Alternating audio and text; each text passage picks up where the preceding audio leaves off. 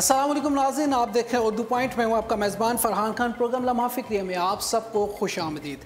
नाज़रीन, आजकल पाकिस्तान में रेहाम खान की किताब के चर्चे हैं। प्रिंट मीडिया, सोशल मीडिया और दीगर तमाम मीडिया के ज़राए इस वक्त सिर्फ ज़िक्र हो रहा है तो सिर्फ और सिर्फ रेहाम खान की वो मुतनाज़ा किताब जो कि अभी लॉन्च नहीं हुई, उससे पहले उसके ज़िक्र, उसके चर्चे होने लग पड़े हैं। पाकिस्तान तहरीक इंसाफ की जानिब से ये बात कही जा रही है कि ये किताब नहीं है बल्कि ये बहतान है, इल्ज़ामात हैं और ये पाकिस्तान मुस्लिम लीग नवाज़ की प्लांटेड वो किताब है जो कि उन्होंने रेहाम खान को पैसे दे के इस किताब को लॉन्च किया गया। ये पाकिस्तान तहरीक इंसाफ का कहना है। अब रेहाम खान की किताब जो कि अभी आई नहीं है लेकिन उसके कुछ सफ़ात जो कि लीक हो गए हैं, जिसके बारे में ये भी कहा जाता है कि बहुत ही अंडर द बिलो ये गुफ्तगू की गई है इस किताब के अंदर और बहुत सी इस तरह की गुफ्तगू जो कि काबिल अफसोस भी है, जिसके ऊपर इमरान खान की करैक्टर असैसिनेशन की गई है, उनकी ज़िंदगी के हवाले पे बहुत सी बातें की। इसके अलावा दीगर लोगों के हवाले, जिसमें वसीम अकरम साहब की साहब बीवी के हवाले से भी गुफ्तगू की गई है, जिसमें वसीम अकरम ने भी बहुत गम और गुस्से का इजहार किया। अब काबिल अफसोस बात यह है कि इस तमाम चीज़ों में अगर तमाम चीज़ों को देखा जाए तो इस किताब की जो टाइमिंग है वो बड़ी मैटर करती है। चूँकि गुज़श्ता हमने इलेक्शंस में भी ये देखा, जब भी इलेक्शंस आते हैं तो सियासी लीडर, सियासी जमातें एक दूसरे की करैक्टर असैसिनेशन करती हैं, कुछ ना कुछ ज़रूर करते हैं। पाकिस्तान मुस्लिम लीग नवाज़ पीपल्स पार्टी की बेनज़ीर भुट्टो शहीद की भी बहुत करैक्टर असैसिनेशन की गई। अब जबकि 2018 के इलेक्शन है, इमरान खान साहब की और ख़ास तौर पे रेहाम खान साहिबा की ये किताब आना और ख़ास तौर पे इमरान खान साहब की ज़िंदगी के हवाले से उसके अंदर यकीनन बहुत सी बातें होंगी, बहुत से सवालात को जन्म देता है। चूँकि रेहाम खान ने बहुत सी चीज़ों को एक्सेप्ट किया है, जब उनसे सवालात किए गए तो उसको उन्होंने एक्सेप्ट किया है। इस बात को मलूज़ खातिर रखते हुए यकीनन पाकिस्तान तहरीक इंसाफ ने ये स्टैंड लिया है। वो चाह रहे हैं कि वो कोर्ट में जाएंगे, उनके खिलाफ यकीनन उन्होंने नोटिस भी जारी कर दिए हैं क्योंकि ये इमरान खान को डायरेक्ट अटैक किया गया, उनकी ज़िंदगी के हवाले से अटैक किया गया। रेहाम खान की ये मुतनाज़ा किताब जिसके चर्चे हैं सोशल मीडिया पे हर जगह, जिसकी बात की जा रही है, इस किताब को एक मुतनाज़ा किताब बना दिया गया है जिसमें रेहाम खान साहिबा का कहना यह है कि ये किताब लिखना हर किसी का हक़ है। यकीनन मैं एक जर्नलिस्ट हूँ, मेरी ज़िंदगी के बहुत से अहम पहलू गुजरे हैं जिस पे मैं लोगों को बताना चाहती हूँ, मैं लोगों के सामने पेश करना चाहती हूँ कि मैंने ज़िंदगी कैसे गुजारी। ये मेरा बुनियादी हक़ है, मैं जो चाहूँ करूँ, मैं जिस तरह मर्जी चाहूँ किताब लिखूँ।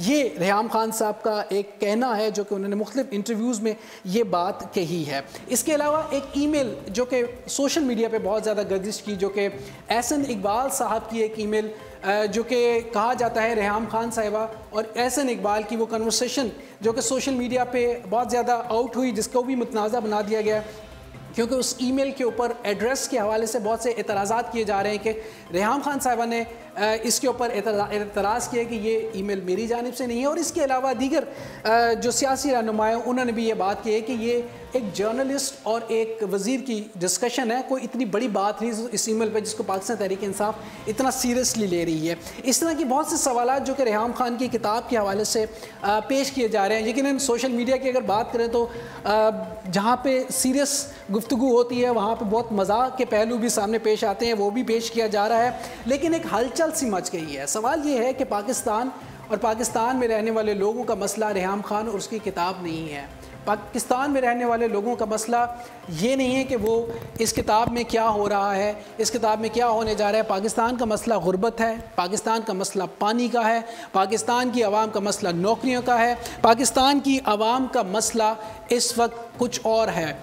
लेकिन सद अफसोस हम उन मसाइल से निकल के ऐसे छोटे छोटे मसलों की जानिब बढ़े हैं जो कि पाकिस्तान का हकीकत में मसला नहीं है।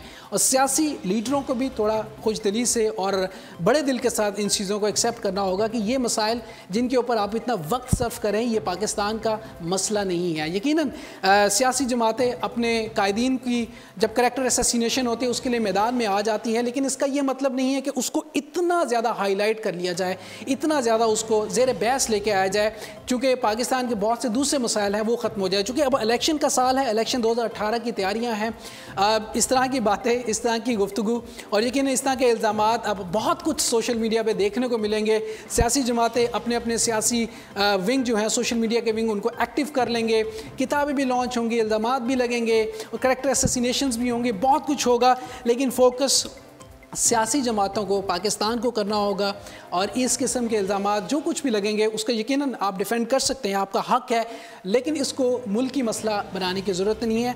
आने वाला वक्त बताएगा कि रेहाम खान साहिबा की ये जो किताब है इमरान खान की ज़िंदगी पे कितने असरात मुरतब करेगी और वो इलेक्शन कैंपेन जिसको लेके इमरान खान चलेंगे 2018 में, उसके ऊपर इसका कितने असरअंदाज होंगे, ये तो आने वाला वक्त ही बताएगा या आवाम बताएगी कि वो किताब में हकीकत क्या है। लेकिन जब ये किताब आएगी, जब ये छपेगी, जिसके बारे में ये भी कहा जाता है कि रेहाम खान साहिबा के पास इतने पैसे कहाँ से आए इस किताब को छुपाने के लिए, ये भी बात कही जाती है। एक बड़े सीनियर तज्ज़ियाकार ये बात कर रहे थे कि अगर रेहाम खान की ज़िंदगी से इमरान खान को निकाल दे तो उनके पास क्या बचता है। बहुत से सवालात जन्म लेते हैं, लेकिन एक बात मैं ये ज़रूर कहूँगा कि किसी को हक़ नहीं कि किसी की ज़ाती ज़िंदगी में इस तरह की करैक्टर असैसिनेशन करें कि जिससे उसके ऊपर बोतान लगे जो कि हकीकत ना हो, जो कि सच ना हो। इस बात पे गौर करना होगा, इस बात पे सोचना होगा। मुल्की मसाइल बहुत डिफरेंट हैं, इन चीज़ों से बालातर हैं। हमें मुल्क की सतह पे सोचना होगा, आने वाले वक्तों में मुल्क की स्ट्रेटजीज़ बनाना होंगे, मुल्क की सालमियत के लिए काम करना होगा, मुल्क की खुशहाली के लिए काम करना होगा,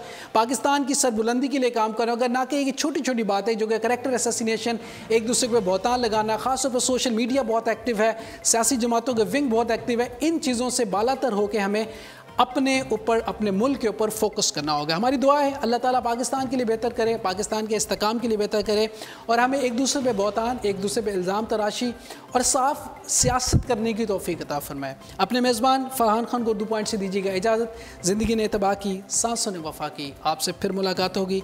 टिल देन अल्लाह निगहबान। पाकिस्तान जिंदाबाद।